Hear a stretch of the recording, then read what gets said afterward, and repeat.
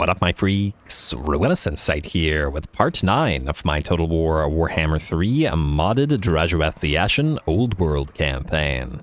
So as we saw last time, we have thrown off the Ogre offensive that attempted to capitalize on the fact that we were fighting various concurrent wars on all of our borders, and have managed to get them down to one settlement at the Lamian Ruins, which we are looking to take out this episode slash, well, not this turn, but yeah, this episode. Same thing goes for the rats of Clan Ricket, which were destroyed at last, and will hopefully allow Middle Manager Stormbreaker and Gordas to move down towards the Tepok spawn lizards. We can't leave them here, unfortunately, as much as I would love to get several types of lizard units, like salamanders and ancient salamanders in particular, but they've got a lot of stuff that would work. I think chameleon skinks precursor weapons also do fire damage. There's some neat stuff in there. Unfortunately, lizards really don't like us because of that minus 100 aversion, so it's really just not viable at this time. Maybe in the extremely late game there will be some lizards when we have a sort of enough public order bonuses relation bonuses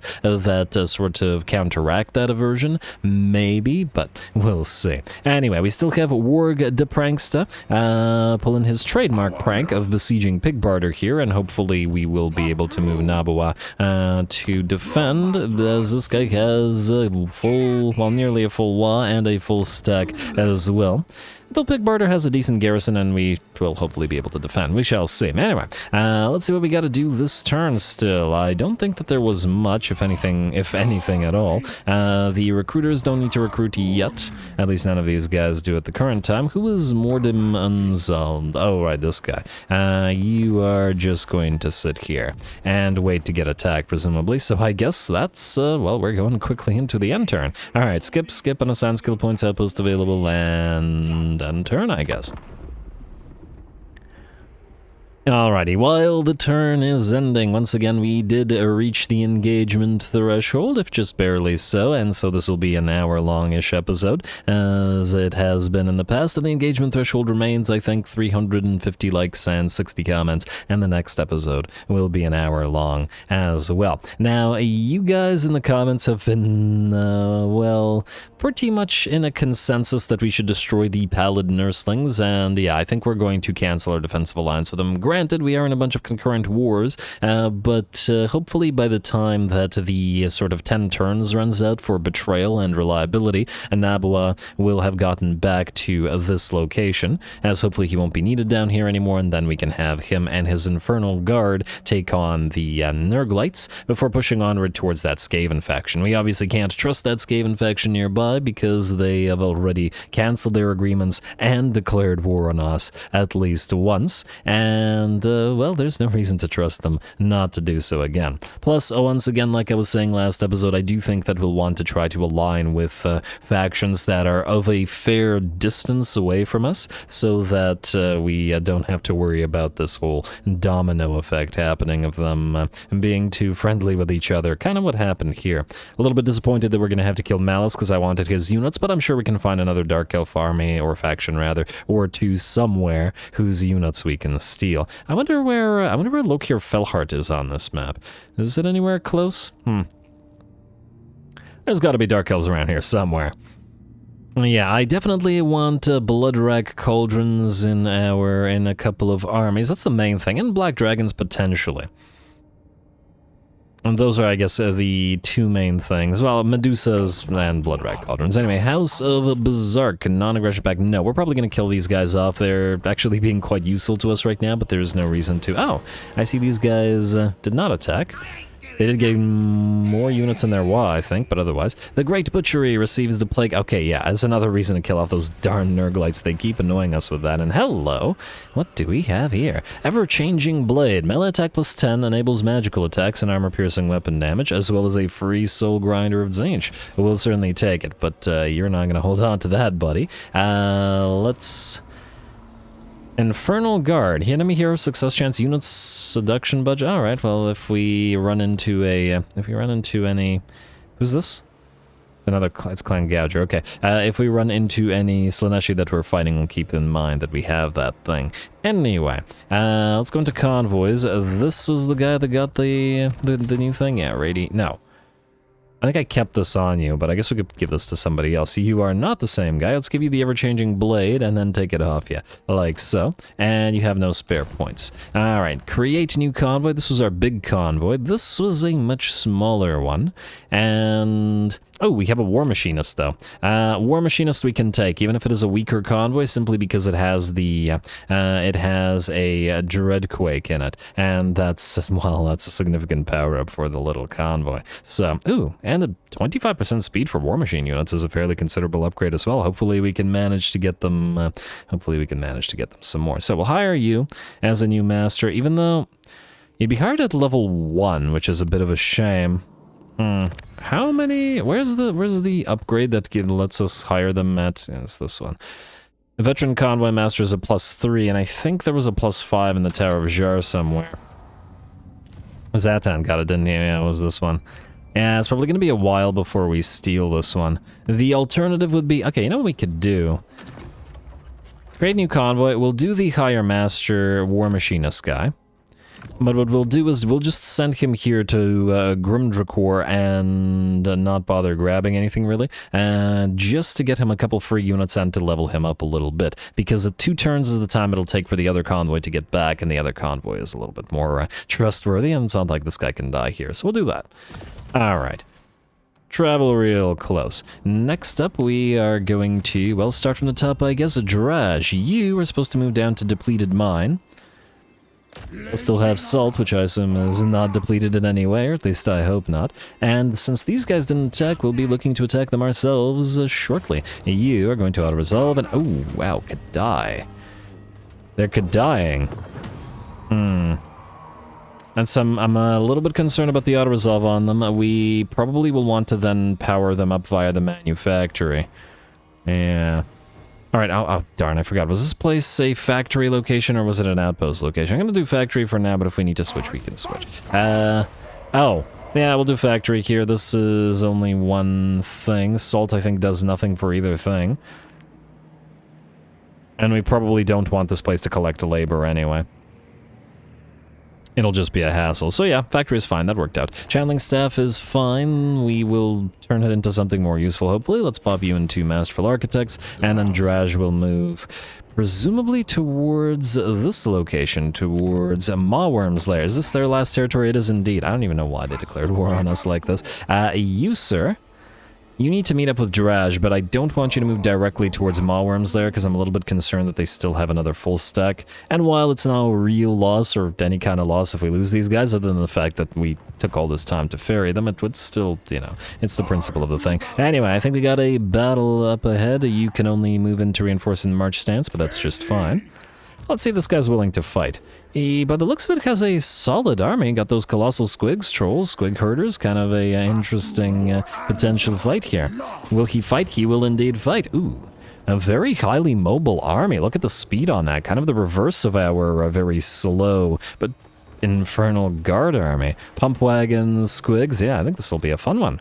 And we have no laborers to take our hits for us this time, so let's see how the Chaos Dwarfs do without the back-breaking labor of the indentured fight battle.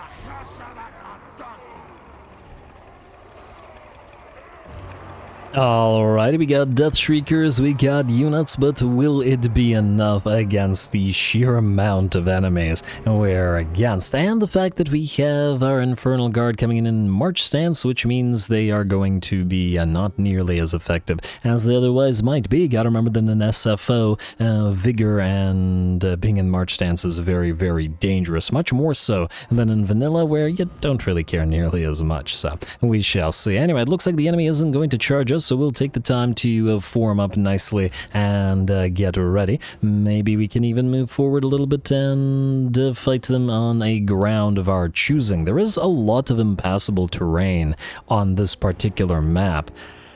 And I do think we should try to make a good use of it here. It's not like the AI is gonna, so anyway, we take our formation here and carefully move here. I think that we're going to attempt to try to engage the enemy. Out here, there's a lot of areas that will be protecting our flanks, and the enemy does have a lot of those fast movers. What is this? What is this? Colossal Squig? What the heck is that thing doing? I have no idea what that was supposed to be, but it is moving back to its lines, and we are going to move forward. Poor little guy.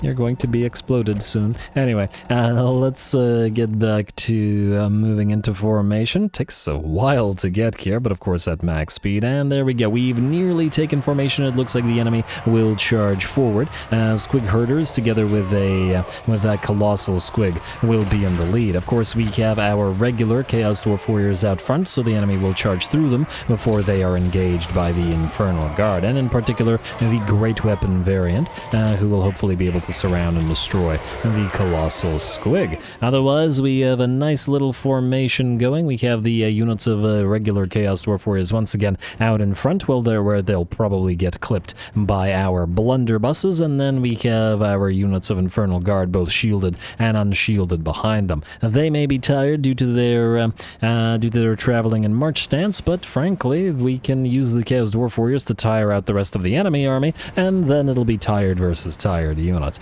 And even then, our tired Infernal Guard should still, in theory, be fairly strong compared to the enemy greenskins. Alright, and it looks like the enemy has decided to send all 4 of its colossal squigs to this particular flank, which is kind of interesting. We're going to make sure to have our infernal fire glaives fire away at those squigs and try to dish out as much damage to them as possible. They are pretty good at sniping these guys, but the squigs do have the advent of their animations sort of rushing them forward like that, the whole bowl type of deal, roll over.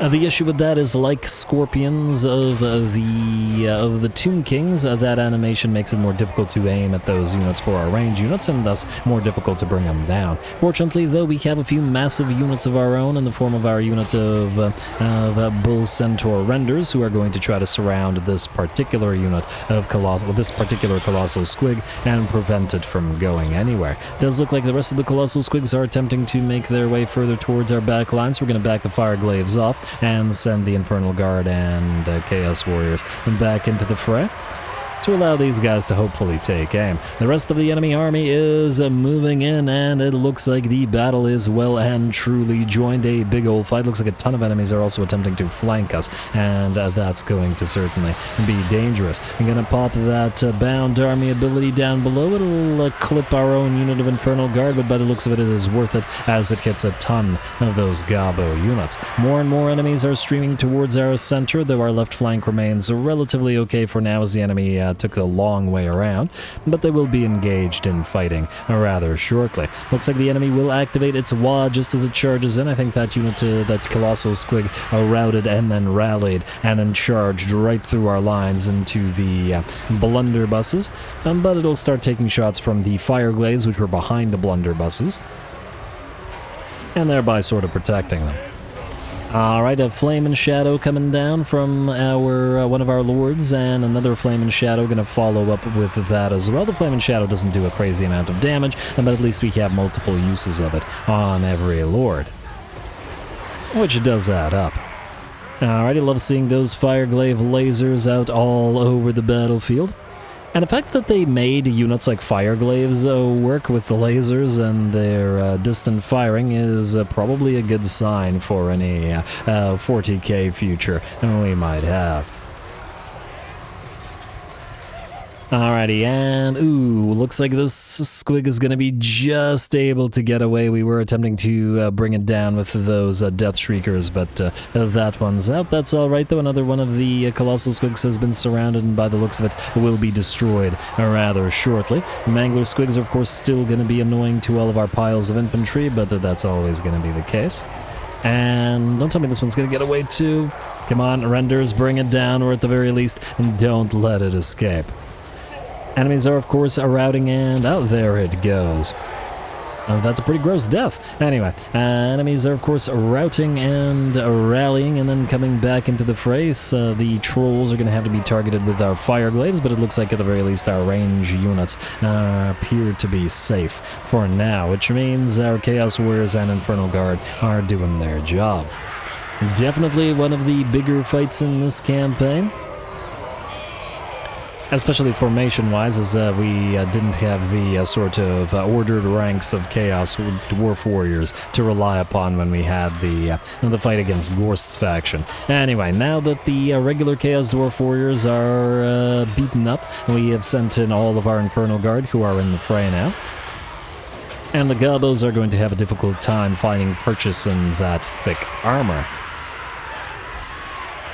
And indeed, the balance of power has shifted to about, let's say, 70% in our favor. Still a fair few of the enemies running around. Going to get another activation of that Flame and Shadow, and of course clip our own units, but we can resist it a lot better than the droves of lightly armored Gobos here can. The enemy pump wagons will charge right through their own Gobos together with some squigs, and it looks like charging in together, but we still have plenty of melee units to block them off as needed. Alright.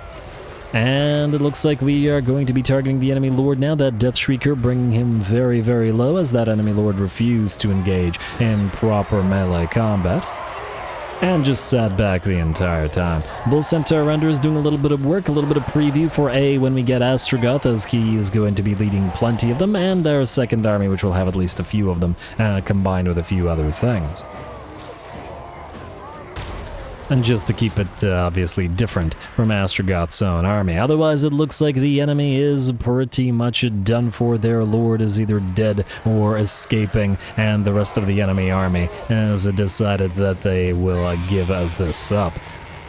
They have certainly failed to breach our formation with some small exceptions of monstrous units, but they were eventually brought down. We can see the corpses of those colossal squigs littering the battlefield. Now, unfortunately, we can't chase the enemy down, with the exception of our bull renders maybe catching a few units, and maybe a couple of extra shots from those fire glaives, bringing the occasional big target down. So we'll do the rest of the chasing off screen, but it'll only be the Centaur renders, and let's face it, they probably won't catch much.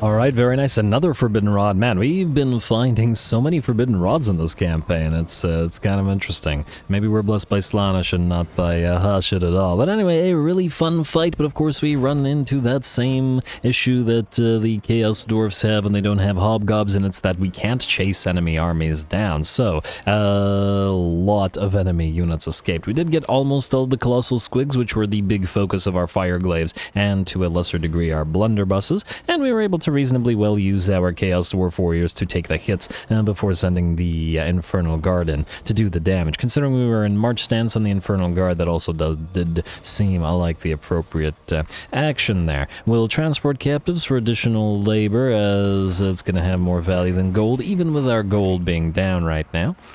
And I really think that Waz should be instantly destroyed if the enemy army loses a battle. I mean, shouldn't they? Am I wrong about that? It feels like they should, but anyway. I guess we still have to chase them down, which means only the Infernal Guard fighting, unless we let them go, but I don't think we're going to do that. So we're going to fight them without all of the Chaos Dwarfs. A nice little follow-up fight. Should be fun. You have Spirit Leech. Let's get to you. Wait, what do we have in terms of mana? Well, we should be able to cast at least a few times, but I think spamming Spirit Leech will probably be more valuable than perhaps Soul Blight. Doom and Darkness is useless on the unless it's Overcast. Well, yeah, unless it's Overcast. Soul Blight is really good. And if they hit our line, maybe we'll use Soul Blight, but at 10 mana, it's quite expensive. You know what, I think I'm going to still go for Spirit Leech and just spam Spirit Leech instead. That's what this guy's doing, and I guess that's what he's going to continue doing. Alright, before we get into the fight, let's do a little bit of admin and running around and whatever it is, other things that we gotta do. Vrogny the Grey and Kuntish, you both have to approach the Lamian Ruins, so let's get you both healing up as best you can here. Like so, and... oh wow. We need to be careful and actually be able to reach this place. You, I guess, can go a little bit further, Mr. Kuntish, as long as you two are close enough together. And then both of you approach the Elamian ruins, hopefully next turn, to knock these guys out. That'll also warrant a fight, because it's a very solid garrison. Man-eaters, iron guts, gorgers, lead belchers, plus whatever he's building as well. And we're definitely going to have to work for it, because, well, with the...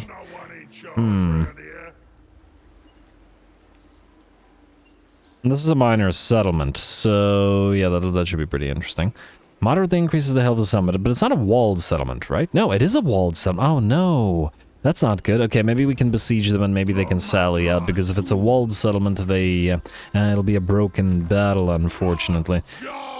As in, we won't be able to get a cinematic going due to the bug. Anyway, you are going to go into tunneling, and we have to head to the Scalded Swamp. That hasn't changed, so go right there. Alright. And ignore all that swamp attrition. Next up, who do we have? We have... Alright, so you guys are moving here, and I guess we're going to have to spend a little bit of gold because it's time to start recruiting for you. We'll need an army here to potentially fight the orcs, potentially fight the Darklands bandits. There's a lot to do, and we are surrounded by enemies. So, first thing is first, you need to get another Iron Demon, because that's the type of army you're going to have. Unless you really want an artillery piece. That's a question, because if this army has no artillery, we won't be able to make an enemy army come to us, and the problem with that is the fact that we're really, really slow. Maybe we just get you the one Hell Cannon instead? What's the range on the Hell Cannon? 425 versus the range on the Magma Cannon, 400, so a little bit higher on the Hell Cannon. We don't have any as yet, so yeah, why not? Get one Hell Cannon, together with those Iron Demons. Although I feel like the Magma Cannon will probably work better with this type of army. Whatever, just... Then again, we are looking to build the Hell Cannon battery relatively soon. We could also get a Death Shrieker in here. You know what, I kind of like that idea. We don't have any Death Shriekers. Let's get a Death Shrieker. We'll be building several Hell Cannons shortly. And we also want to get 4 units of Great Weapon Chaos Dwarf Warriors, because we don't have any, and this is the army that's going to have them. So, let's get 4 capacity. Ooh, do we even have enough armaments to do that? I guess we're about to find out. Go to the Hellforge. Let's see what we're looking at here. Fortunately, the warriors are relatively cheap. So 1, 2, 3, 4, and then 1 war machine, which is quite expensive, but, well, we're going to have to be using a lot of those, so go figure. Let's see. The Death Shrieker rocket launcher, 1, and then 1, 2, 3, 4. Perfect. That should round out the army completely, unless I'm mistaken, and if I am, well, then I'm a terrible person. Let's get you back to Masterful Architects for whatever other upgrades you will need. Lovely. Alright, how is our Conclave Influence looking? Up to plus 119 now, so certainly a lot better. Anybody else need to do anything move-wise? Alright, you're good where you are. We should also check capacities and stuff. I think we should have at least a couple of capacities having finished up this turn, meaning... okay, not Infernal Castellan, but we do actually want to upgrade the Infernal Castellan building somewhere, because we really want that unethical one. So let's get the ore level here. Which didn't cost so much, but everything costs so much, so it's not like we have a choice in the matter. And we should have gotten Demon Smith capacity. No Torah capacity? Wait, no, we should have gotten Torah capacity as well. Yes, we did. We got another bully available, but he is the sort of last unit, so we can hold off on getting this bully up and running right now, because A, it's the expense, and B, we have probably enough of them in this army, because they're not going to be a full-fledged Centaur Render army, because that's obviously for Astrogoth. Otherwise, we do have Demon Smiths. Man, Glorious, maybe we should get our first Tech Thief up and running. I mean, we will be getting more of these guys, and we do have, let's see. Manipulative, compulsive, they're expensive, but we do need at least 1 Tech Thief. I guess the question is where? Pig Barter, probably? Let's do Pig Barter. Oh, we can't build one here. What's the closest location to Pig Barter that can build these guys? Oh, we gotta go far, don't we? Yeah, we gotta go real far. Oh. What we could do is we could start raising the levels of... Well, no, there's probably no need. I was about to say get a bully in here anyway and raise their levels, but I think it might be a waste of time. Can we build Demon Smiths here. Maybe start annoying these orcs. They did declare war on us, and they really, really strongly don't like us. Yeah, let's do that. I like it. Plus, this one can act as a scout, then. Vainglorious is the one that we're going to do. Wound recovery time and character experience seems like the thing for a tech thief. Alright, and you shall be... Okay, I'm just going to name you Tech Thief for now. I know there were some suggestions for various Tech Thief names, but I'm just going to add those later. You are going to go into Specialist, and then Steel Tech. Is there anything in your lines that will also help you further with Tech Thievery? Just to double check here. Careful casting, Hushed Scales. That's hero self-defense chance, not success, unfortunately. But it'll still probably be at least somewhat helpful. Quell and all this stuff doesn't seem to be helpful in any way. And the reason I'm checking is whether we can apply the other points, which it looks like we can, so you can get the wound as well to potentially defend yourself as needed. Alright, that looks good to me, Mr. Tech Thief. Go out here and annoy these orcs and scout the territory for us as well. Alright, now we have a little bit of raw material. Meaning we should apply it somewhere, and the main place we want is wherever there is a potential to build a Temple of Hashut. How's our labor surplus looking? I would love to rush another temple. We could do one at Spice Market. We could not do one at Magpie Town, not at Mount Greyhag. Should upgrade Pig Barter as soon as possible, but if we can get a Temple of Hashut up and running now, it's probably better to do that. Yeah, okay, so there are a few towers that still need upgrades, but this one will have to wait until next turn, so Temple of Hashut has to be the priority. So, Spice Market, that's you. We're going to rush your construction, like so. And then we're going to swap you immediately to Temple of Hashut. We just have a little bit of raw material remaining.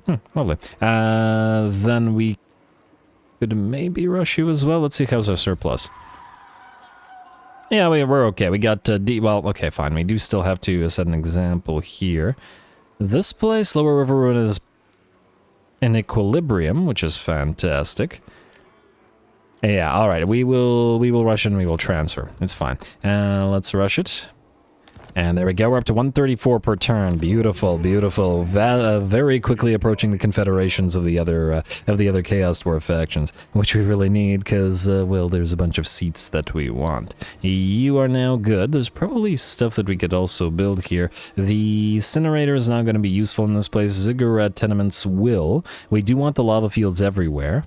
And I guess we'll build the lava fields because every single one provides capacity, and unlike the ash level for Castellans, they can't be built in other territories. So start on that. Don't bother with the Kadai building as yet. Though it may also be a decent idea to start spamming Kadai buildings everywhere just for the additional research rate, and thereby avoid spamming with the agent spam, which is actually a pretty good argument for doing that. Ooh, Conclave Dominance is up next turn, so even more Conclave influence from towers. Beautiful. Alright, so you stay as you are, or keep building that. We should be upgrading these tower patrols as well, but anyway, we need to transfer a little bit of labor back to Spice Route. Out of... probably... you, and then 1, 2, 3. Or a Spice Route kits right here. Like so. Alright, that works decently, and you can... Minus 5% labor loss per turn for all provinces. Minimum of 5. Huh, this might actually save us enough labor. I'm not gonna do the math, but maybe we pop sacrifices for Jarn Grund. It'll give us a little bit of conclave influence, but minus 5% labor loss per turn for all provinces might offset. Although... it's a minimum of 5, so, actually, these ones are all at 5%, so this one is the only one actually losing labor above 5%, so it wouldn't offset then. And these all don't really have labor, so not right now. Okay, it's not worth it. Never mind, ignore me. Nobody listen to me. Now it's time for another fight. Alright, so let's continue the fight that we started. Mordem, you're gonna attack again. Alright, and alright, the game now recognizes that this is easy. Okay, so there's no need to fight this again then. Screw it. I thought that the game wouldn't recognize that, but it did. Let's take the 200 labor, 2,000 money. You know what? I think we need the money a little bit more right now. Well, no, then again, we're gonna have to rush another Temple of Hashut shortly, so let's just keep getting labor. Once the temples are up and running, or down... Ooh, hello, Pen of Eternal Flame. That'll be nice. Once those are up, we'll be good. Anyway, you're good as you are. Nabua. And you can sit in pig barter for now. You, sir, have leveled up nicely, but... Well, you know what? You two can sort of stick together. We can level up Mordem. We can have him lead another army.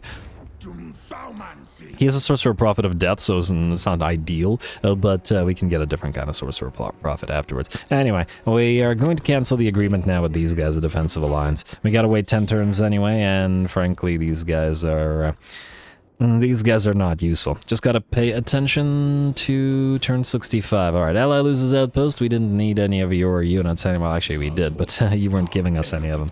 Alright, and I believe, unless I'm mistaken, that's an end turn. Just want to double check a quick thing. Not to you. There was a place where we could build a relatively cheap... I wanted to see whether Pig Barter could be upgraded, but it's a little bit short. Alright, that's fine.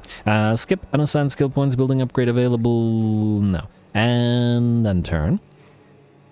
Minus 43 now. Okay, that's definitely climbing. Lizards are, looks like, moving back to their territories, which I guess is fine. Go.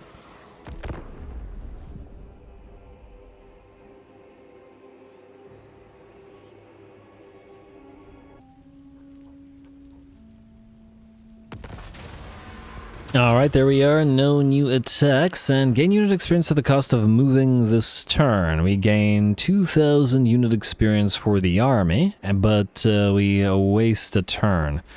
I know, it's 2,000. I mean, we should probably keep leveling this Overseer. This is our best Overseer after all, so I guess why not? The day may have just begun, but one of the scouts has already spotted a wide, flat stone platform in an isolated area. A series of 8 steps lead to an 8-sided arena with grooves carved in the floor to drain the blood spilled. Unmistakably, this is a Cornate combat shrine, the perfect location to tutor troops and beat the weakness out of them. Sure, combat drills, why not? Alright, Confederation, Visenland and Nuln, Faroe Hills. Oh, wow. Visenland and Nuln and Confederation, they're one of the strongest factions on the map. Damn, Elspeth, she's doing good work. Ready for duty, some guy, that's great for some guy. And even more Conclave influence, which means we could take a tower seat, which we will do in a second. Settlement receives plague. Oh, I'm so sick of that plague. Diplomacy, I want to see strength rank. Visenland and Nuln, strength rank 9 now, up to 23 settlements. I think they might actually be beating us in terms of sheer settlement size, but not army strength. Pretty impressive. Good job. And frankly, Malice is pretty up there, so he's definitely going to be a solid opponent for Draj. But, well, Malice in general is a pretty strong, at least character. We'll see about his faction. Oh, you know what? While we're at it, diplomacy, back to you. Warhost of Jar, you want a non-aggression pact and stuff? We'll be confederating you anyway, so why not get some money out of getting some agreements going? Free stuff. Alright, Pallid Nurslings want back into the fold. Yeah, why didn't you maybe try being useful? Oh, the rats are slowly wiping them out. That is reasonable for us. Disciples of Hashut now want to trade. We will be confederating them rather shortly, but in the meantime, why not trade with them?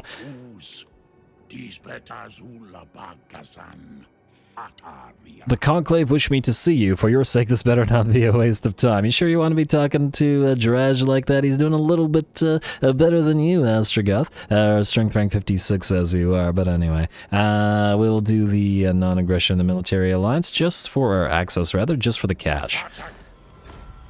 They'll be gone as a faction sooner rather than later, after all. We could get... Let's see, we're already trading with the Ecstatic Legion, but they're Warriors of Chaos and thus completely useless to us in terms of acquiring units. We need Monogod factions, not Warriors of Chaos factions. There's a few Norscan things we might like, but these guys might be a little bit close to us. I'm a little bit more enamored with the idea of being friendly with Molder. Maybe even getting a defensive alliance with them. Not there yet, but at least we got that non-aggression pact. See if we can't get that trade agreement going with them ASAP. Anyway, Death Toll wants peace. Red Cloud now wants peace as well, but that ain't gonna happen. Draj, you're gonna move towards them. So, start off with a nice... What's the likelihood that you could jump over there now, no dice, eh? Kind of nervous about it. Go here. Can you, wait, if you go into ambush stand now, okay, just go here. See if we spot any enemies. And we're looking okay. This is concerning. You are going to go into tunneling stance. You're going to go right here. I want to stay in his own territory because we want to start in their own territory because of the patrol routes giving us bonus movement range. And then these two just need to meet up, which should be possible next turn. And we can transfer those, which will be lovely. Alright, next up we got new techs. We could go straight for the communing altar to gain additional influence, and I think that's what we'll do. Even at the cost of influence, it's still quite nice and useful. We still have 300 Conclave influence remaining, meaning we can still claim the High Commissioner seat to get that bonus +3 control, which is definitely worth our time in terms of loss. Anyway, now we have 300 remaining until we claim the final sort of level of the tower. And the thing I think here is that we actually don't spend the 300 immediately. We probably want to save 900. The reason for this being that while saving for the 900, one of the others might claim this seat and then unlock this for us, and then that would speed us up.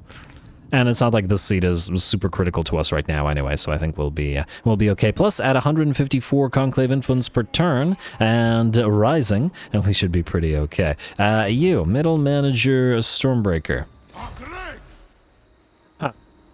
That's weird. It looks like you could reach Prakeshto, but like, look, that's weird. Like, if you look like this, it looks like he can reach them, but then when he heads into the water, I guess he loses movement range? Is that what's happening here? Oh, wow, what the heck? How did this guy have so many Temple Guard? What in the world? I guess this must be a tier 4. Interesting, I was not expecting that many Temple Guard. So the issue here is this. They have another army, and it might move to Imrat's lair, so I think we don't attack this turn. Instead, we go back to tunneling, and we go right beside this location. I can't tell where the land is. Alright, go right beside this location. And see, okay, there's that other army. Man, if that army has Temple Guard, what does this army have? Yeah, okay, that's why they're spamming Temple Guard. Wait, is it one of the only things that they can recruit?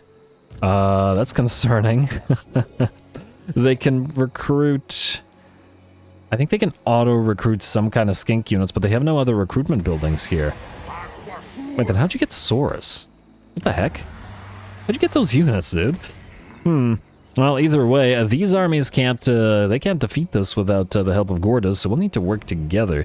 Go figure. Anyway, Kuntij and Varagni. We'll have Kuntij lead the charge, like so, and besiege the Lamian ruins. But we will not attack immediately. We'll give these guys a chance to sally out, because I'd much rather fight this in the field. Since it's a walled settlement, it'll be a broken battle, and obviously we can enjoy that more. You move right beside Kuntij, and we'll see if these guys are willing to sally out and play. Valiant defeat, casualties, and all that solid defensive stack here. Though we've defeated their more powerful main armies, so at least that's going for us. Alright, who's up next? You guys have moved, Rognik has moved, DRHH, so that's Dwarven Resources and Headhunter, and Nabua. Now the question for you is, do we move towards Malice? I mean, I suppose if we hit Malice from both sides, we could probably do so. The thing is, we can't leave Moranci to sail out. Alright, I guess you can slowly start moving forward. Can we... Yeah, go into encamp stance. We're not going to use global recruitment. I say you can at least fill out your army with a few goblin laborers until we're ready for other stuff. Global recruitment is still a little bit too expensive. We do have those centaur renders for the other army, but we'll have to wait on it a little bit. Anyway, yeah, start on the goblin laborers. We'll delete them or use them up as needed. And then you guys go here. You need to channel? You're actually pretty okay. You can channel just in case, because eventually you'll be your own army as well. Alright, Tech Thief. Our first Tech Thief. Ooh, wait, I'll come up with a name for the first thief. Corporate well, shouldn't it just be corporate spy as opposed to corporate espionage? I'm gonna go with corporate spy, whatever. Alright, and you're gonna head over here. Lovely. Alright, Corporate Spy, you're on your way. Mordrim, you are good where you are. Groby Nutter. This one keeps making me laugh. This little army. You're nearly there, right? Ooh, and we have to pay attention to... Ah, there they are. There they go. Alright, well... And this guy's got one turn until these are completed, unfortunately. Can the Tower of Gorgot defend itself? Probably. Now, what do we have in terms of Overseers here? Not ones we want, eh? We could get another needful one on the field if we have one. We do, a fire one. Wish they weren't so hilariously expensive. It'll put us to negative income again, but we probably do need a caster to defend here. They won't be able to reach these guys, and then we'll be able to transfer these units. Maybe I should have just moved to transfer, but anyway, it's all good. Well, this was inevitable. That's why we got these armies moving back here like 2 episodes ago, so yeah. Yeah, raise this army with the needful guy. Yes, yes. Yes, you just said that. We'll take the Burning Head, I think. Not super useful in sieges, but who knows. These guys blob up nicely. There is still potential for it. Alright, no siege equipment. Okay, yeah, we're besieging stuff.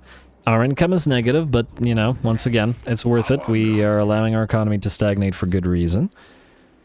It'll all be worth it sooner rather than later. Let's take a look at the next tower that we can possibly rush. Maybe.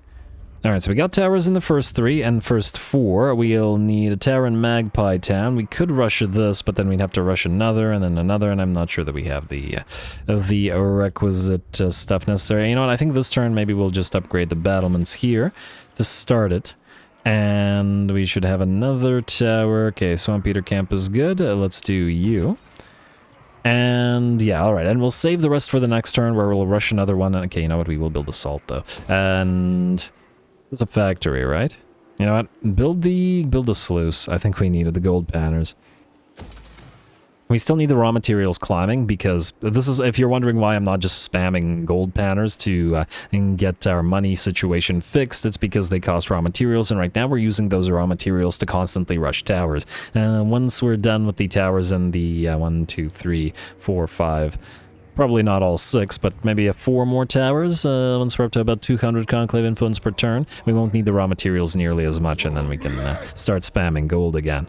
And just gotta survive this part. Anyway, I believe we're good. Yes, I assume so. So we're gonna skip. We're gonna garrison Lord Not Moved, assign skill points, building upgrades. Yeah, alright, good.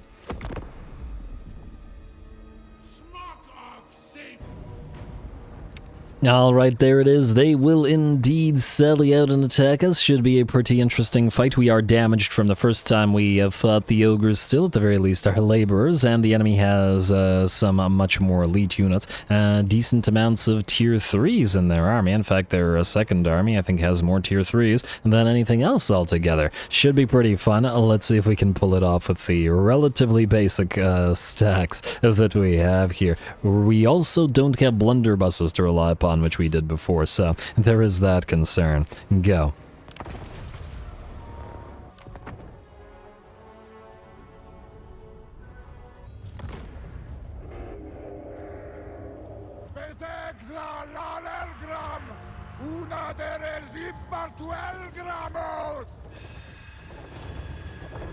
I'm inclined to agree. Anyway, here we go. I think that this battle is likely to be a toughie, as, well, I guess we're gonna have to just see if we can pull it off.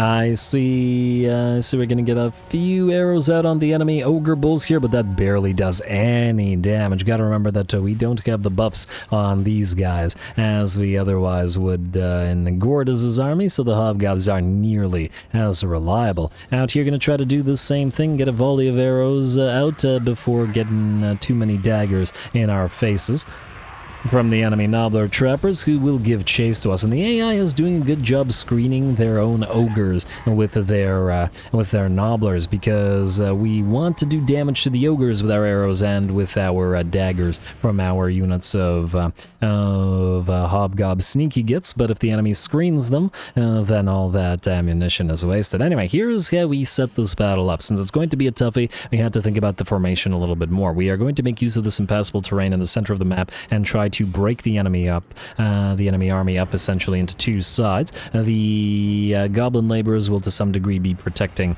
the hobgob archers, mostly to try to allow them to fire into the enemy, with the immortals of course here to try to hold back the entire tide of enemies, while the skullcrackers are over on the left waiting for their opportunity to move through and go after the nobbler trappers. We've seen before that the skullcrackers aren't super effective against ogres, and because they're an anti-infantry, as in small infantry type of units, so we'll try to take advantage of that if we can manage to do so. Our units of hobgob sneaky gits are all, rather than being deployed on the flanks like they usually are actually deployed behind our army, because we're going to wait for the enemy to move in and then try to make sure that we can chuck our daggers at the enemy ogres and not waste them on the piles of nobblers.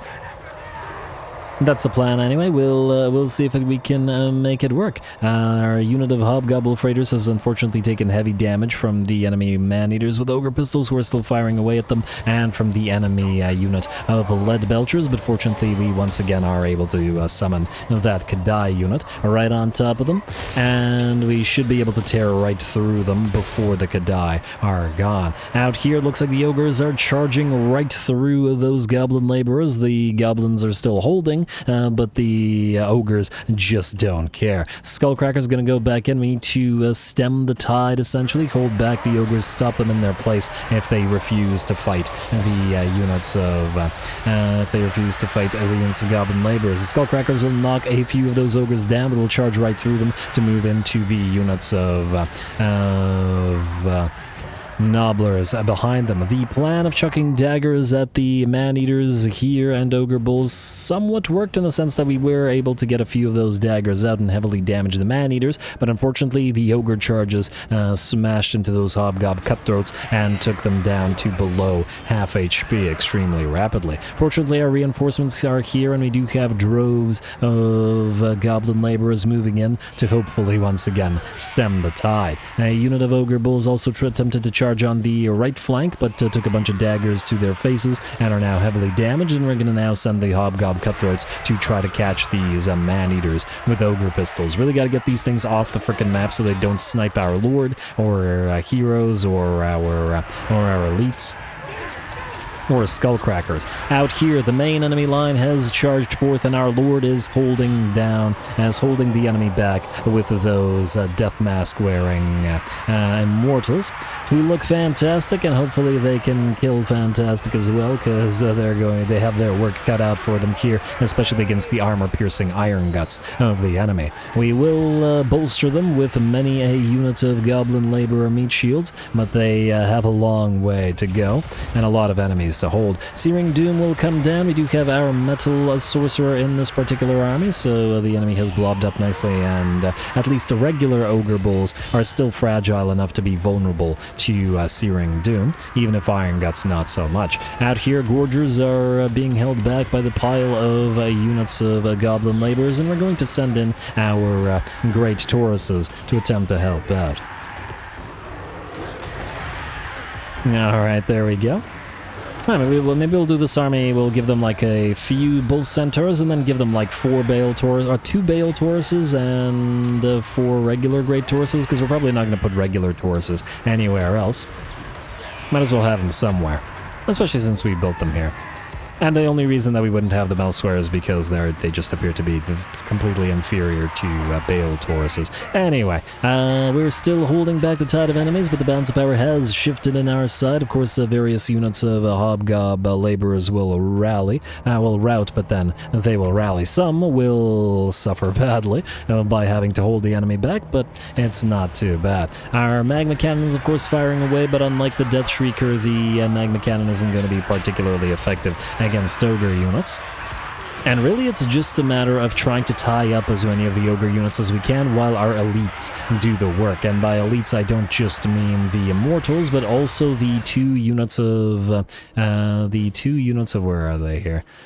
The 2 units of Bull Centaur Taurox, so they have a massive amount of HP and they do solid damage, and they were able to rip those Gorgers apart and are now heading to the main line. And try to knock out that fire belly as best we can, though I imagine he has some fire resistance and probably the arrows aren't too effective against him, but not to worry, the Immortals, I'm sure, hit pretty darn hard. Here come the 2 Taurox heading into those Iron Guts, got to deal with them somehow. And of course our Lamassu Riding Lord has been in the center of the fray the entire time. The Great Tauruses have moved in to help as well.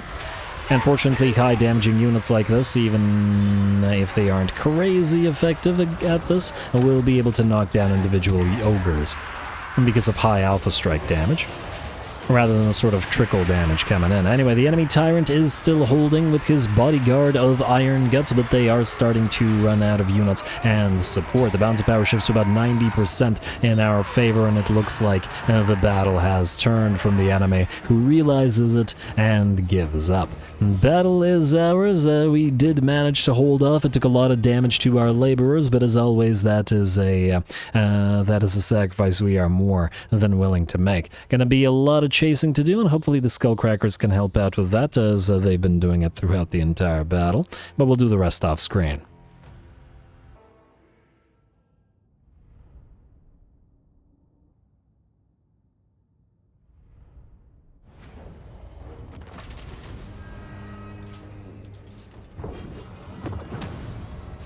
Ooh, a really fun fight. It was touch and go there for at least a little while, as our lines were looking like they were going to buckle, but fortunately the Immortals' Infernal Ironsworn would not be moved. They were on the front line for the entirety of the fight, and they held. And not only did they hold back the tide of ogres, they only lost 2 units in doing so, and racked up 91 kills as well as nearly 19k damage. Skullcrackers did fine as usual, even though they're not particularly good against the ogres. They were quite helpful in obliterating piles of nobblers and then chasing down ogres. The Tauruses are similar in terms of helping chase, and got to love those Bull Centaur Taurox for both anchoring our lines, fighting ogres 1-on-1 or 1-on-32, depending on the number of units in the ogre, units or models in the ogre unit, and also just taking no damage, no real damage anyway while doing so.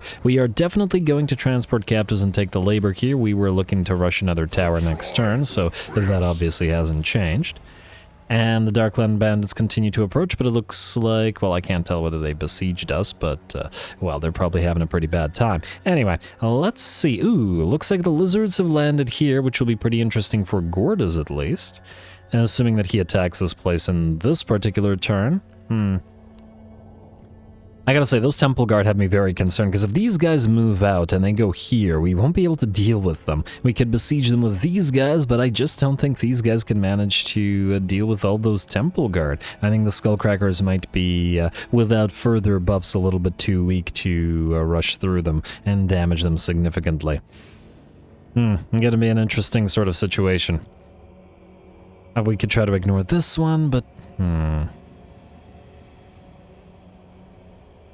Alright, we'll figure it out. Not going to be this turn anyway, or possibly this turn, but we'll see. Alright, let's see what we got here. Convoy, take the shortcut and reduce journey time. I really wish it would say how much journey time you'd lose. I would very much like to know that, but I don't. I assume it's one turn? What if it's 2 turns? It should really say either reduction, or it should say how many turns the journey has left. They really need somebody, or, you know, with somebody who does UX and anyway. Cargo minus 50. I mean, it's not a horrendous amount of cargo. Take the shortcut, why not? Why not? And just out of curiosity, maybe somebody remembers how many turns were left on that convoy. Did we take a look at the convoys last turn? Maybe 5? I think it was actually 6, so I think it was 1 turn. Maybe that wasn't worth it. Anyway, you're now returning to capital, but that's alright, because it's this guy with the 11 that we can actually send out. So, Admaster, you will want to travel far, sir. So, oh no, I forgot which one. Okay, I think we haven't been to Osberg. We definitely haven't been to Grungzint, but that's it's neither here nor there. Overall threat high, but I don't think we're at war with anybody here. We have been here. Have we been to both of these places, Wrath of Galrock and Foul Fortress, or just one? Well, darn.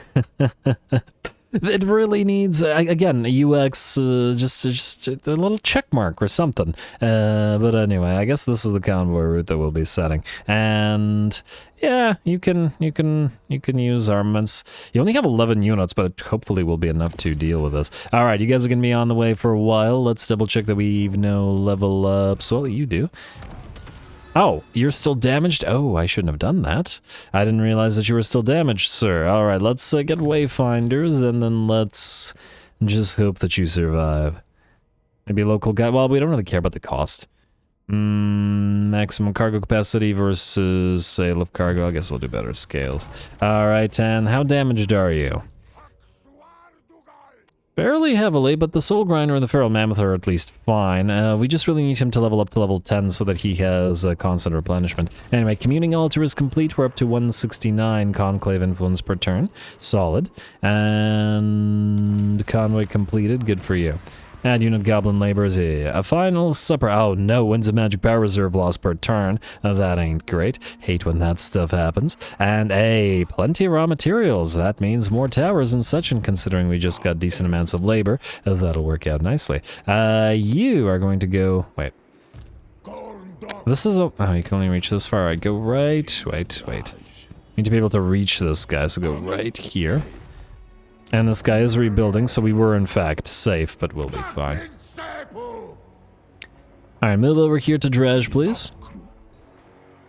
Like so, and transfer those Kadai destroyers. There we are, finally have them. The army is nearly complete. There's only 2 more things to do. 1, get another Demonsmith Sorcerer of Fire, and 2, get a train. Just the 1 into this army as well. Probably the Demon's Tongue because it has a flamethrower. We'll replace the Magma Cannons and put them in another army. And yes, they do work nicely with this, with all the fire stuff we have, but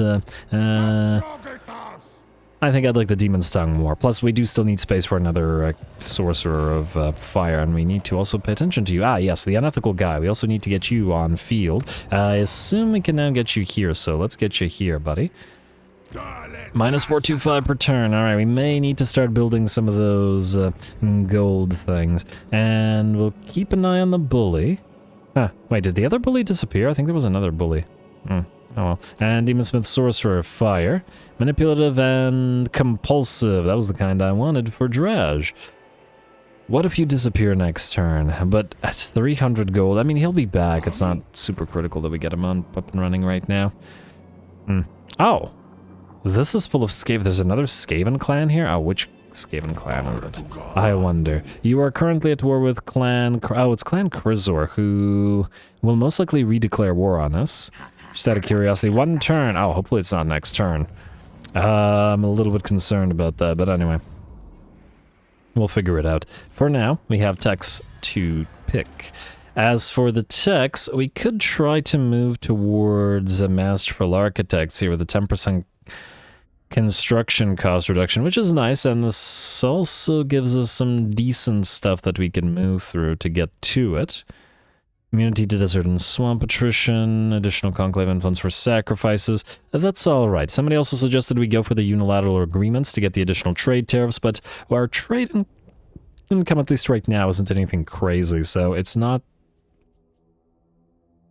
I'd say it's not the most critical thing. There is labor organization for additional labor gained and set an example, additional control and sell-off. Military-wise, let's see what we were looking at here. We could bump up the power of the Kadai, and we are...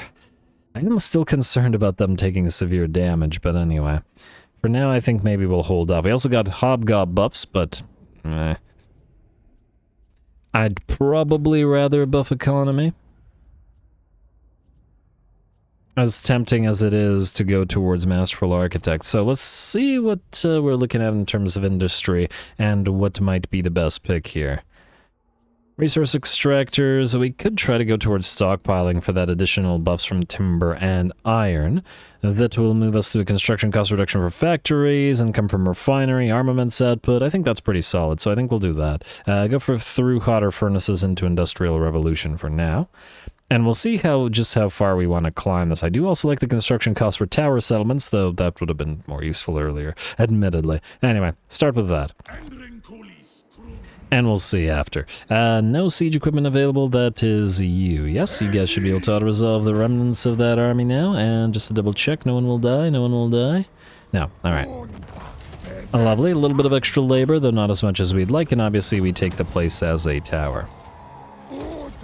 That's another tower on field, and no, I'm actually surprised that an Ogre territory tower can go all the way up to tier 5, but I'm pretty happy about it. Let's get that gold panner up and running. I guess we do need it here. And Deepwood Branch, ammunition and missile resistance, might be potentially useful. Vrogny has the Asp Bow, which would replace the flammable thing. It would be good in some armies and not as good in other armies, so we'll figure out who gets the poisons later on. Haunted Jungle secured, Death Toll destroyed. Really were an annoyance, a thorn in our side, but now gone. Masterful Architects for you, please.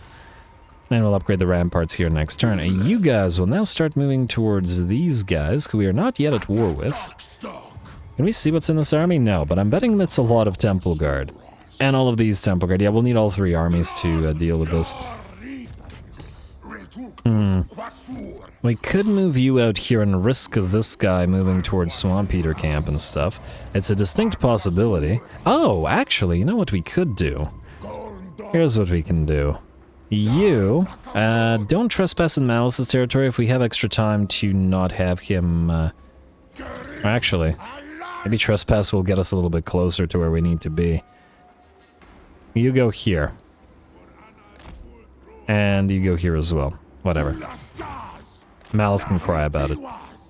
Right at Sarkam. See how sympathetic he is. Alright, that's better. And yeah, minus 57. It's climbing, but it was inevitable that they declare war on us, depending on how well Imric's doing. This guy's rank 12. I think he was 13 before? Maybe? He's fighting Imric. I wonder how well. Oh, but I think Imric is one of our victory conditions as well, so you know what, it's probably the appropriate thing that we're down here anyway, so yeah. Anyway, the Darkland bandits have moved towards the Tower of Gorgoth. Fortunately, we are... Now, DR Grim is leading this, unfortunately, because we're still looking for a appropriate overseer to lead this army, because we need the specific needful one, because these guys don't have enough armor, at only 85. And we need to buff them up as much as possible, since obviously they are, you can move back here. Since obviously they're gonna need it. You are moving in. We can, I think, go into ambush stance. I don't think these guys will attack the place immediately with the type of army they have. Most likely they'll besiege us, and if the ambush does not fail, we should be able to destroy them. You have the Demon Smith Sorcerer of Hushut, which is fun. Oh, damn, I built the wrong Chaos Dwarf Warriors. Ha, go figure. Well, okay, we can rebuild them. We have the technology once they're gone. My bad, whoever was yelling at the screen. My bad. These 4 are supposed to be Great Weapon variant, and not regular variant. Oh well, not a big deal. Fortunately, their recruitment was cheap. Unfortunately, well, I guess what we'll need to do here then is... How much does this cost? Rail network? How's our labor looking? Pretty okay. I think we can rush another tower. Alright, we'll take a look. I was going to switch back to recruitment for next turn, but let's see. So the first 4, right, were the ones that had towers. Yes, alright. Magpie Town's nearly done, so we could do Magpie Town next. This will be a cheap rush at only 70, so we'll do a rush and build. And the Tower of Hushut here will cost us 5175, which means we're just a little bit short, meaning we don't need to rush this as yet. So we're okay. Though we are losing a decent amount of labor. Okay, wait. There's probably some other stuff that we may want to build this turn. I know that there was at least 1 tower. Okay, yeah, you. Let's start upgrading you. And we will have enough for Lamian Ruins next turn. That's fine. And the rest of this looks fine. Alright, let's upgrade this gold sluice. Wow, we can't do it right now. Alright, fine. Is there another gold sluice so we can upgrade you? We clearly need the cash to stay positive. stay positive, guys. Let's see. Demon Smithy. Yes, we need these everywhere, and we need the patrol routes and the donation barrels everywhere as well. Looks good. Demon Smithy has to take priority, though. To some degree. Skull Harvest and Emrat's Lair.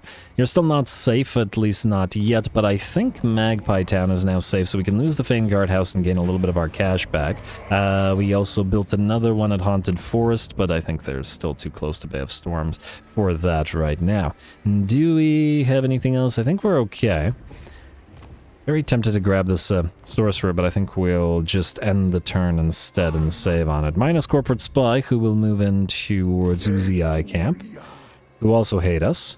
Well, at least we can steal some of their tech. Not seeing any of the Orc armies, but similar to the long journey that the Darklands bandits took, I'm sure they're on the way as well, so we'll have to be prepared for it. Otherwise, I guess we're ready to end the turn. Oh, wait. You are going to go out here. There we go, and no, it's full of Saurus. Interesting. So that must have been before. Oh, I know what it's doing. It's saying unlocks recruitment of Temple Guard, but it actually also unlocks recruitment of Saurus and all the other stuff. It's just not listing them here for some reason, even though it should be, right? That's what's happening because it's the same chain, unless I'm mistaken. That's what fooled me. Alright, looks good. Let's skip the rest of this. Unassigned skill points, building upgrades available. We'll keep the armaments growing for now. Yes, we can get more manufactory upgrades, but right now we're okay, I think, because we don't have the cash for it. Let's end the turn. Move towards the Bay of Storms and get ready for that.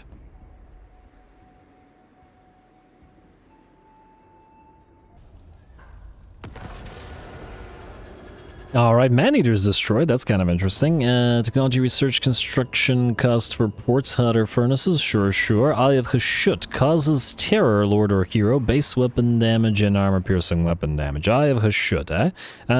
Is Jiraj currently using any kind of banner? He's using the banner of Swiftness, which is giving him Wayfarer, which is a decent amount of speed, and the Strider with the acceleration is probably helpful when he gets trapped, so I'm not sure that we should give him this as yet. I don't think Gordas causes terror, does he? You know what, I think we'll give this to Gordas at least for now. We'll probably switch it to either Astrogoth or Zatan, depending. Although I do like the other stuff, but anyway. Storm Reef, Desert, Infernal Guard, you're fine. We have to put that banner of Eternal Flame on somebody as well. Oh, we can put that on the Demon Stung. Now the Demon Stung actually will get the War Banner, but anyway. Let's give the Eye of Hashut to you for now, though, yeah, that'll probably be swapped out later. Anyway, Draj. Are you ready to wipe these guys out for good? I sure hope so. Let us... Actually, these guys don't hate us as much as they normally, or as much as I thought they would. I thought that they would immediately turn to attack us, but it looks like they're liking us a little bit for destroying the greenskins. Yeah. That's fine, and we can leave them alive for now. They're currently fighting the Challengers of Khorne. We'll let them do so. Oh, Challengers of Khorne are here? Oh, that'll be interesting. Fight our ball. But anyway, you are going to move into Maulworm's Lair, which is a non-main settlement, but does have a decent garrison by the looks of it. Empiric victory, eh? That's what I like to see. Alright, we'll fight this in a second. First of all, our two new acquisitions are Kadai Destroyers. You will be the Furnace of Wrath. And you will be Peacebreaker. There we go. Alright, you guys got your names. You, I guess, are going to move this way. We may want to... I mean, he's a headhunter, so he has to stay on field. We do probably want to... Yeah, march stance. Keep him as a scout around in this general area. You... Oh, you know what you could do? Well, yeah, go into Boglar country right now. And then you can follow. Maybe grab this island before moving back. There is a few islands hanging around here, and we aren't ready to attack these guys as yet, though we will be eventually. I think these guys will be maniacs to even attempt to attack us, so... Well, it's a possibility that they will, but... We'll see. What do we have in terms of this stuff? Legion of Chaos wants to be friends, eh? Currently fighting the Ancestral Throng and the Steel Fist Reavers. Now, the good thing about the Legion of Chaos is that they give you access to all the Chaos stuff you want. They are, by the looks of it, reasonably friendly with Molder. Probably not super friendly with the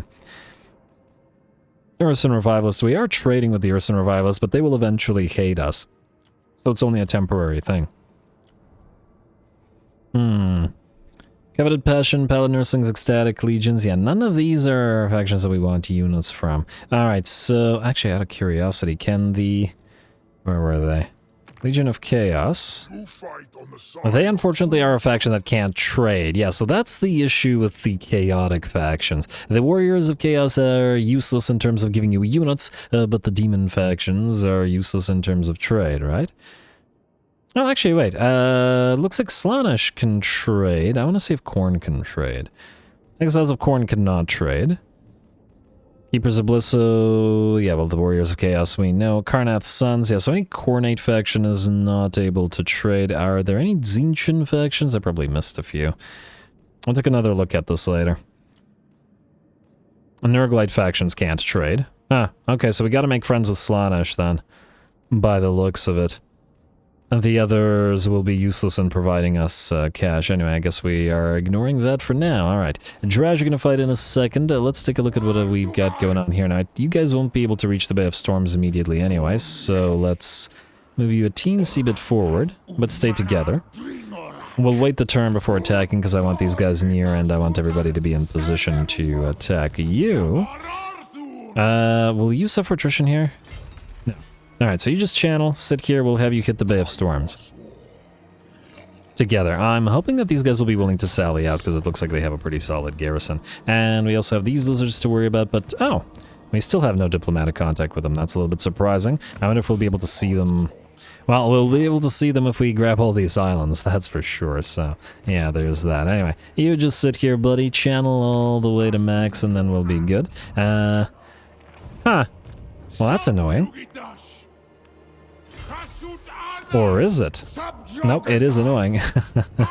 Alright, you go right... I assume these guys... Well, we can't reach them, so can they reach us? Who knows? You go right here. Ambush chance isn't super high, but who knows, they might attempt to go after these guys. Actually, go right here, because if the ambush fails, we want to be in range of the barely defended outpost here. Alright, let's see if that works out. And on top of that, I think what we'll do is we will switch you to military doctrine for rebuilding those Chaos Warriors once this stupid little army is dead. Alright, that looks fine. You are sitting here, though we will also need to keep an eye on the Overseers. No, not any of the ones we want. Corporate Spy, first tech thievery. Don't you fail on your very first try, please. Well, he failed, but he didn't die, so it's something. Skaldorish Ash Cloud, you are supposed to move here. Keep doing so. And we'll need to keep an eye out on the other Infernal Castellans for the same variety. Alright, and I believe we're good to fight. We'll do the building after. So, Drazh, time to debut those big boys, isn't it? Let's get your Tyrant to max out the bonuses that we get post-battle. Infernal Castellan, you can have your Cinder Blast shell, and between that and the Fire Breath, you'll have a few extra projectiles as our sniper unit. You... let's get you metal shifting. Mostly it's Drazh casting anyway, but who knows? And we need to get the Reforge up and running as fast as possible. Alright, Drazh. Pyrrhic victory still, eh? We'll see about that. Go.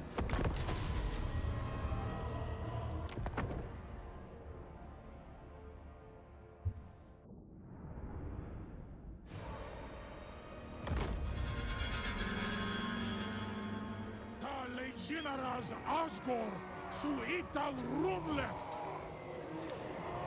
Alrighty, here we go. Drazhoath's army now nearing its final form, and now that we have the Kadai destroyers ready to work together with the Fireborn, which is much needed. We will have a Kadai dedicated army that is in Drazhoath's, because he buffs both types of units as a separate army, and that army will have more destroyers and more Fireborn, and obviously more Demon Smiths to constantly heal them up, as well as, I don't know, we'll figure out what else we'll want to put into into that army. Something that gives them a little bit more tankability would be potentially nice. The DAAI Fireborn only have 30 armor. I think we can get them 10 more via techs, and maybe hopefully a little bit more tankiness via a little bit of skill point spending. Anyway, we're gonna take a nice formation here with this little plateau to our back. I think that our army is now strong enough here not to really need to rely on having that plateau or impassable terrain to our flank to protect it, because good luck to the enemy getting through our newly acquired Infernal Ironsworn, and even if they do, they're gonna have to smash into our line of Infernal Fireglaves, and they're still pretty darn solid in melee. Anyway, time to start annoying the enemy army up. Drazh is an old hand at this, but he just keeps getting stronger as he keeps leveling his spell work. And he's gonna drop the Flames of Azgorh right after the Burning Wrath, and racks up 386 kills and 39,000 damage within about, I don't know, 15 seconds, which is pretty darn solid. Of course, the idea is to annoy the enemy army in combination with the fire from our magma cannons. I don't know why you're turned like that, but anyway. Oh, they're trying to move into position. Alright, well, let's hope that the magma cannons can annoy the enemy sufficiently here. It's not like they can fire back at us, as they lack any artillery of their own. And one hit, one miss. All right, let's throw one of the gunners into the boiler or whatever. All right, a little bit better. Keep firing away and keep dropping those burning wraths upon the enemies down below. It's not a crazy amount of damage, but it is a lovely spammable spell, and if the enemy wants to blob like this, they'll certainly take a decent bit of damage from it as well. Alright, and it looks like finally the enemy army is sufficiently annoyed to start moving towards us. So the DAAI destroyers, since this is their debut battle, I'm sure are waiting with anticipation, if they could do such a thing. Alright, it is going to take the enemy a fairly decent while to actually get to us, especially if we slow them down. And with an Ash Storm, I'm making it easier for us to do both damage with our magma cannons and cast a few more spells. Might as well continue to annoy the enemy as they approach with another Flames of Azgorh. This one not in a huge blob, but we get it for, well, let's say reasonable mana cost, so we might as well put it on cooldown in case we want to use it again. Alright, and the balance of power is at about, let's say 65% in our favor at this point. The enemy army has been softened up at the very least. Drazh attempts to land and attack the enemy lord, but the enemy lord calls both the squig herds who rampage towards him. Anyway, here come the boar boys attempting to charge forward. They get stopped in their tracks by the stopping power of the magma cannons and those fireglaves, and the first of the units gets obliterated. Not to worry, there's more where that came from, including a lot of orcs. Hey man, I'm still on the fence about the upgrade. I don't remember if I talked about this, but the range units get the upgrade to get suppression, right? Or suppress as a contact effect, which means I think 30% speed reduction or something like that. We had it on our something. We definitely have it on our Iron Demons, and we had it on something else. But anyway, it would mean losing Shield Breaker, and a lot of enemy units do have shields, so I'm not so sure about it. At least not yet. Anyway. I could be convinced, but I'd like to hear anybody's thoughts who has, well, thoughts on the matter. Anyway, enemy is starting to close the distance over on the right flank. It looks like some boar boys, as well as a unit of pump wagons attempted to charge forth, but a big old destroyer popped out of the tree line and stopped them in their tracks. The other destroyer will make its way forward as well, barreling through the line of orc boys, breaking their charge. Not that it was super necessary, considering we have the Ironsworn right there behind it. And it's not like the orc charge would have done anything to them anyway. To follow the destroyer into combat, we have our Infernal, or not Infernal Irons, well, yes, Infernal Ironsworn, but DAAI Fireborn. And all of these guys now working very nicely together to rapidly obliterate the piles of gobos and orcs. Out here, the boar boys are still fighting the destroyer, which is actually now going after the enemy pump wagons. I don't know why I said actually twice. And it looks like some Night Gobos have decided to charge the Iron Sworn as well, but not to worry, the Kadai and the Kadai Fireborn and Destroyer are wise to that. And will act as the hammer to the Iron Sworn Anvil. Beautiful. And big ol' animations does mean that these guys move around a lot, so it's kind of hard to keep track of them with the camera. Trying my best here. And it looks like with that charge, that unit on the right flank has broken. The destroyers have obliterated all the units on both flanks, considering the fire glaives were all firing down the center. So the fire glaives took the center, and the destroyers and fireborn, just all the Kadai, took the flanks, and with that, the battle is ours. Plus, of course, Drazhoath's massive amount of spell drops on the enemy. A very, very nice debut battle for the destroyers, and I'm sure we'll see plenty more from them to come.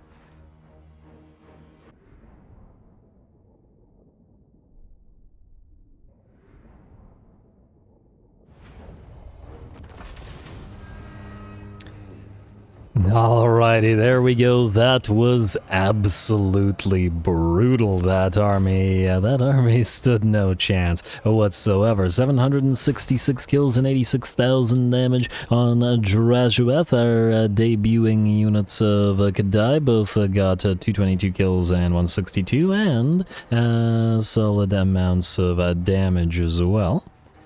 And let's see, and as for the Kadai, the 4th unit, the Legion of Doom, led the pack with 239 kills and nearly 15k damage. Our magma cannons did do well, which, considering I was talking about getting rid of them in the army, makes me question myself. But once again, I don't know who else I would get rid of in this army. Drazh buffs the infantry and the Kadai. But the synergy is there. If only we had one more space, well, 2 more, because I wanted to fire Demon Smith as well. But anyway, I'll think about it. I'll think hard. Anyway, and the reason I wanted 2 Demon Smith was to have more reforge available to us, because especially the Fireborn, they're quite fragile. Anyway, we have ourselves another. I forgot whether we were doing towers or factories or outposts here. I'm gonna say factory, mostly because it's just bordering on enemy territory, but we can always switch it after. Wait, where's the tower in this place? And oh, it's out here. Oh, it's a far new territory, which, oh wow, oh, think of the labor. It's 5 stacks. Think of the delicious labor. Oh no, we may have to declare war against these guys just because we're here. I don't know how much labor this would be worth, but we saw just fighting 2 of Helmengorst's stacks, it was a ton. We were to fight 5 at once, plus the garrison stack. Assuming we definitely run out of ammunition, but yes. Very much yes. Anyway, that distracted me. What else were we gonna do? We can still get the Ashen, but, well, I think for now we'll be okay. We have maxed out Flames of Azgorh. We haven't actually buffed our army in any way, shape, or form as yet. I'm a little bit actually tempted to get Headdress of Jar, just because Drazhoath is constantly taking magical damage, or missile damage rather, so there is that. He does miscast on occasion still, so I think actually Earthing and magical reserves into arcane conduits are going to be the priorities here. He is very point hungry, there's a lot of stuff to go through, so yeah. What about you two? Infernal Castellan 1, you are going into skirmish tactics. We don't really care about either one of the... Oh, actually... Considering you're probably never going to get any use out of either one of those, maybe the 20 armor loss isn't worth it? I mean, I suppose the extra speed might allow you to reposition just in case you actually need to reposition, but generally speaking, we're digging in. I don't know, you know what? Oh, but we needed to grab a Molten Cores. On the other hand, what if we want to keep Shield Breaker instead of bothering? Well, it's an interesting question. Well, you might as well just have at least one that does it like that. A moment.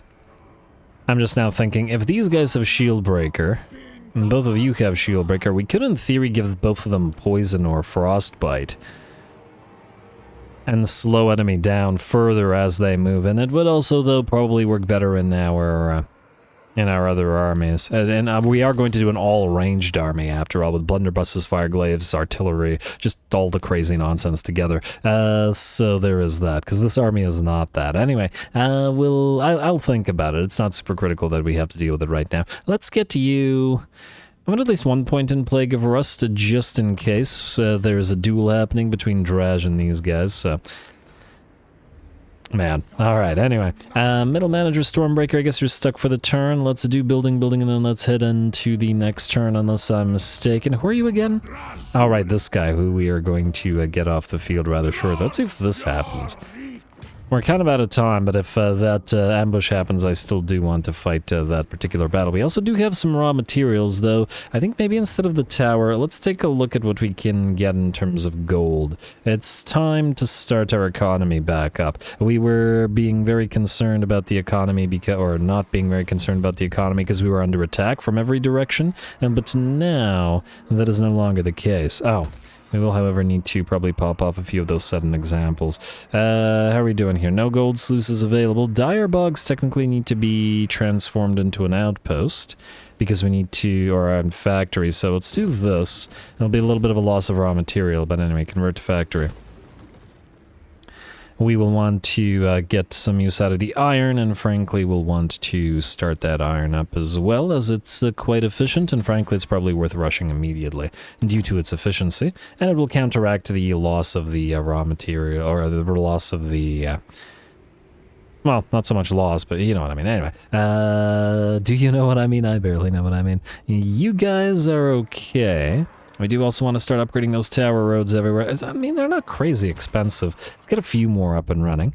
You have that gold... Ah, there we go. Gold, and Lamian Ruins.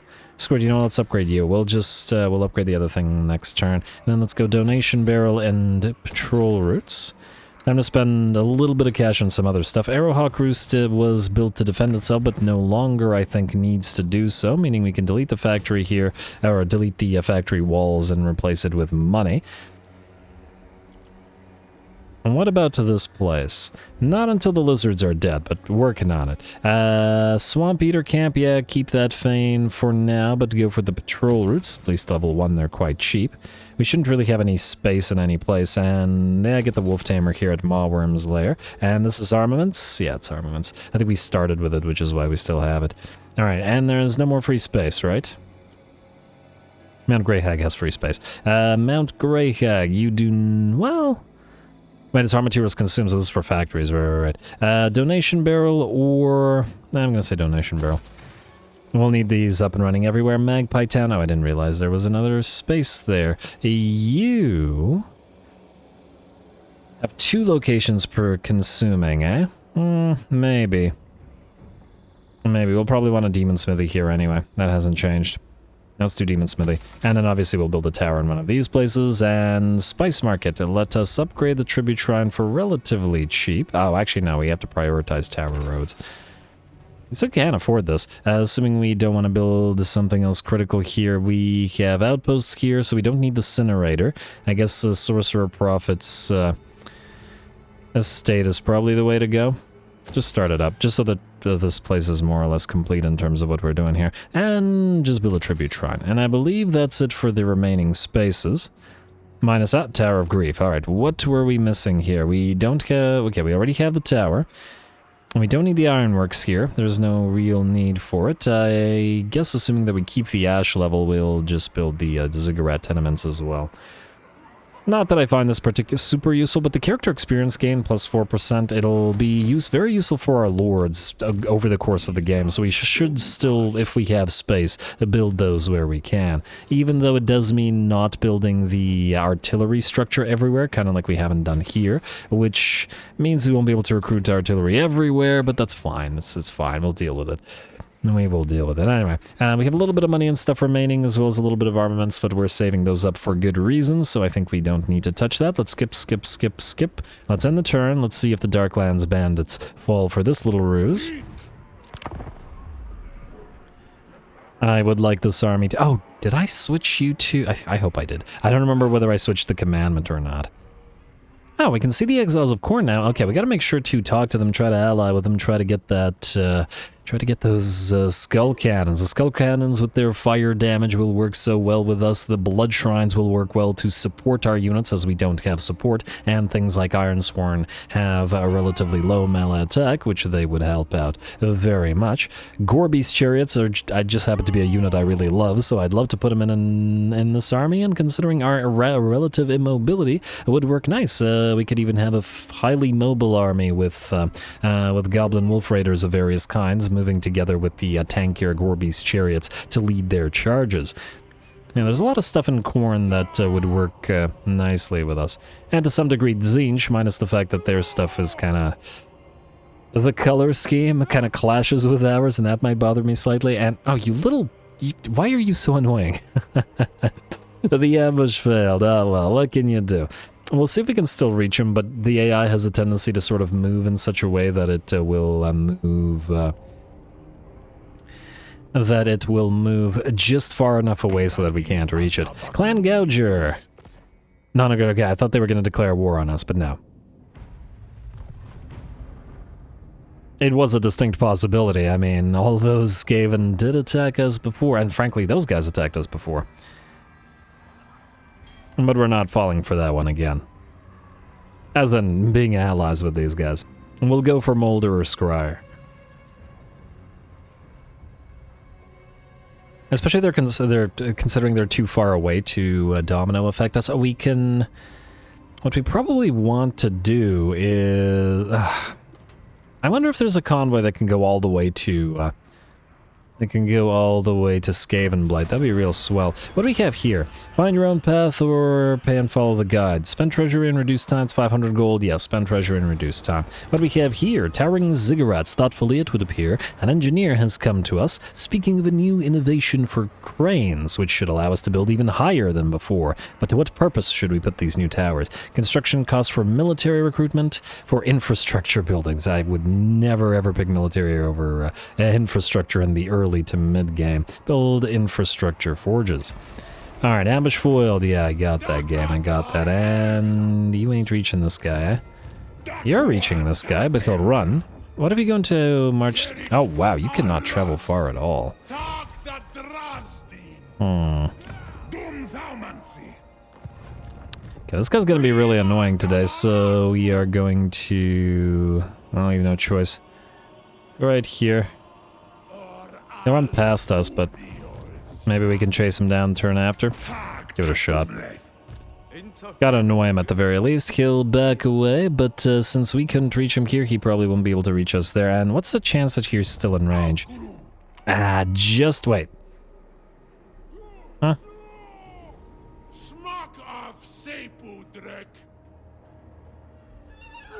Is it, well. I think we're not in range. I can't quite tell.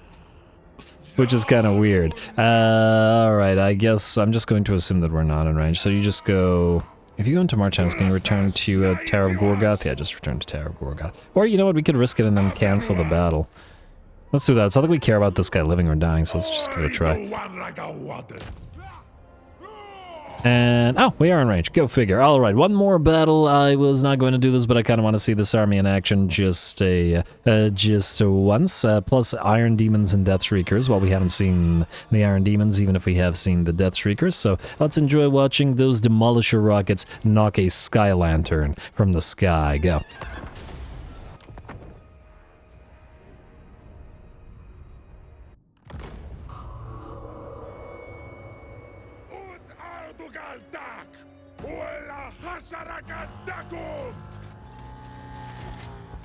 Alrighty, big talk for somebody who's out on the battlefield alone. So we are going to have to wait nearly 3 minutes for our reinforcements to arrive. Always makes me wish that we had like 8 times fast forward. I don't actually know whether this is 4 times, but anyway, a little bit faster. But anyway, we'll fast forward to the arrival of our army and try to get it up and running on the field. Looks like the enemy army doesn't want to actually rush us right now, so that works just fine for us, as it will give us time to take a nice formation. As soon as our reinforcements arrived on the field, it looks like for whatever reason the Onyx Crowmen decided to make their way forward. And what the heck are you guys doing?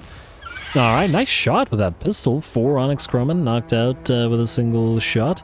Maybe we should have just kept them firing at them if they don't want to come down and attack. But if our army has arrived here with this nice little hilly area, then we can probably take advantage and park our blunderbusses up there. So that's probably what we'll do. Anyway, back to fast forward, or maybe I spoke too soon. Looks like some Onyx Crowmen have come down, but there's no real need to engage them as yet.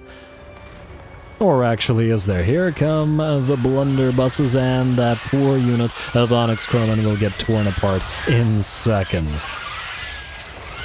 They are very fragile after all, and while we'll clip our own Castellan for a couple of shots, that's all right. Our other units have unfortunately gotten caught by Jade Lancers as well, as they were stopped by the Onyx Crowmen, but a quick summon of those emergency Kadai have stopped the enemy in their tracks and allowed our single entities, our lords and heroes, to back off. Gonna get some volleys out from our Death Shrieker, but unfortunately the AI will just dodge every single shot from the from the multi-shot type. Well, that's alright though. We can wait until the enemy either parks itself and starts firing on us with their arrows, or... no, that's not gonna fly. Oh well, or until the lanterns get close enough for us to fire upon them with the Demolisher rockets. Generally speaking, I found the Demolisher rockets far more useful than the multi-shot variant, simply because the AI will just dodge all the shots. They are useful in the settlements, minor and major alike, but let's face it, the preference towards non-siege battles means that we'll be fighting field much more than siege, generally speaking.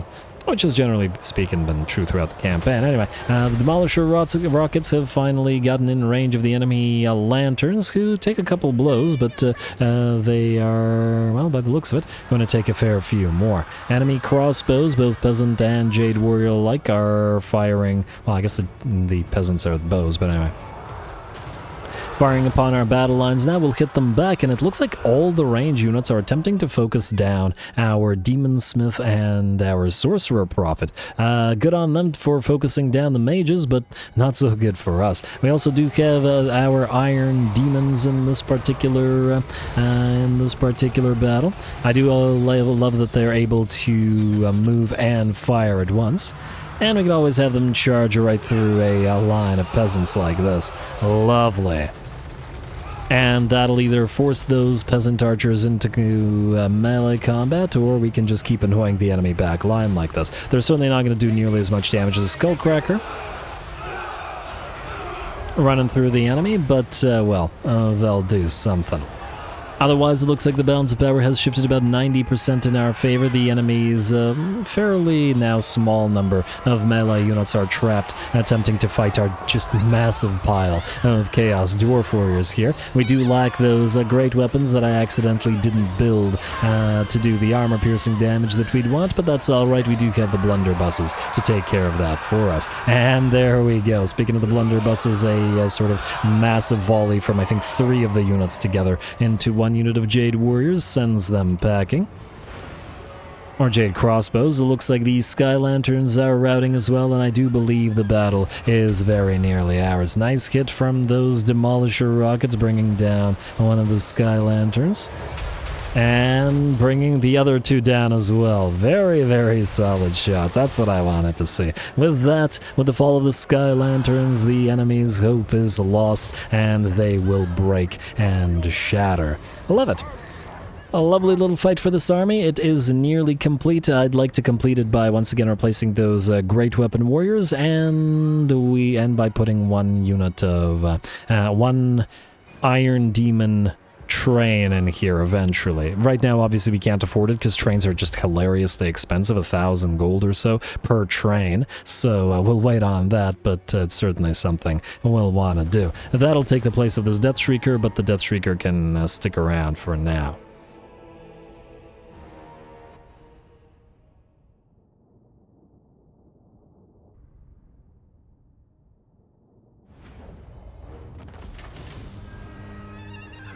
Alright, there we are. Fun little fight.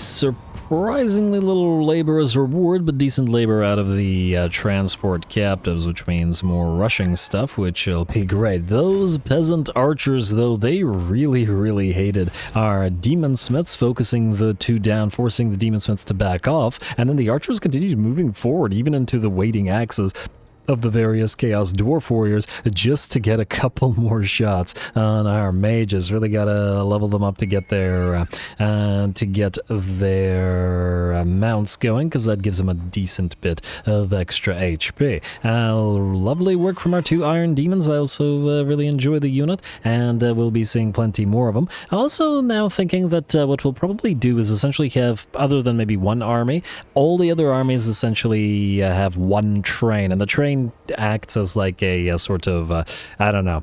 I mean, maybe even consider every army to be like a convoy, and whatever they find, they load up on the train. The train is their mobile base of operations. This way we can have like the Skullcracker army with a Skullcracker train, this army can have an Iron Demon train, etc, etc, etc, but without going over much on trains, in the sense that if we put too many, they'll make battles too easy. So I think it'll be nice. Anyway, we will take the, oh wow, basically full healing. Oh, because this guy's the only guy that got damaged in the first army. We'll take transport captives. And that army is destroyed. We'll be looking to destroy this faction shortly, but before we do, we will need to re-recruit the stuff that we were looking for. Ow. I got excited, but it's Bellicose, not the one we want for this army. We want the armor one. Well, the Bellicose isn't bad either. I mean, 53, they could, but no, 85 is too low for the basic units. They need more armor. Alright, so what we need to do, before I forget, we are definitely out of time now, is we're going to lose 1, 2, 3, 4 of these guys. Oh, actually, lose you. Oh, you're a named one. Huh, why do you have less XP than everybody else? The heck? Come on, Granite Company. What are you doing? We'll lose these 4 new guys, like so. And then we did switch back to military doctrines, so we will rebuild the 4 with great weapons, just for variety's sake, and a little bit of armor piercing. Alright, and then you are no longer needed. You are only summoned to help out, and frankly at 400 gold per turn, you're a little bit expensive. Anyway, folks, with that, we are most definitely out of time, and I'm going to call the episode here. I'm going to say there's an extremely high chance that we head towards this 5-6 army stack, counting the defenses, here next time, because, I mean, we have to, right? It's tactically probably a terrible idea, in the sense that these guys have 5 territories, and they're friends with Clan Krizor, which is right beside them, which will probably attack us. But think of the labor. Just think of the labor. Yeah, we do have to also deal with Malice, because he will also probably be attacking us shortly, but hopefully we can wipe out the lizards and then start hitting him from this direction while closing in with Drazh. That's the plan. We'll see if it all works out. Ooh, also we're at 511 Conclave influence now, which means we are probably going to get our first Confederation up and running next episode, which will probably be Disciples of Hashut. Now that we're getting massive amounts of Conclave influence, we should be able to bump that up quite a bit rather quickly, and should be confederating all of our other Chaos Dwarf brethren soon. And oh, wow, they've moved all the way to Clan Molder. Clan Molder doesn't like them, so to prevent them from killing Molder, we should really move over there. But Astrogoth's been doing a surprisingly good job, so it's a good idea to confederate him while he has all of this free territory for us. Probably, yeah, I mean, this map is so big we don't need to compete for massive amounts of territory, but they've got gold here, they've got exotic animals, and I wonder what else. Interesting that he went like this instead of southward. I imagine there's probably enemies here. Yeah, I see Corn and Chaos Corruption down here. And a lot of it, in fact. Who's down here? Which Corn faction? Is it Valkia? We saw Valkia running around up here, so it could be her. But anyway, I'm getting distracted. Episode's over. Stay tuned for more. Don't forget to leave those likes and comments below, especially the threshold for the longer episodes. All glory to the algorithm. And thanks for watching.